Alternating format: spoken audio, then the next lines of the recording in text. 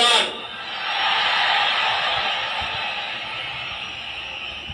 தமிழ்நாட்டு அரசின் முதலமைச்சர் என்ற முறையில்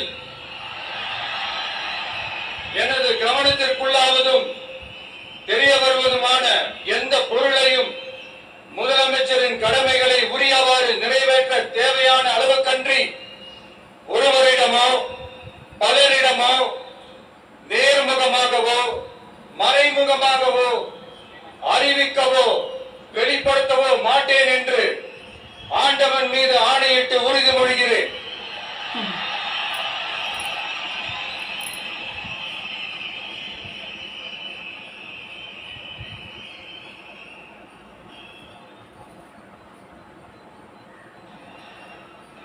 கையெழுத்து போட்டாரா?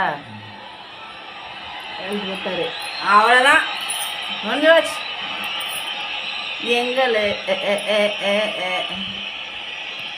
இப்போ அவரு விட்டப்போ அந்த பாண்டு அவர் கையெழுத்து போடுவார்.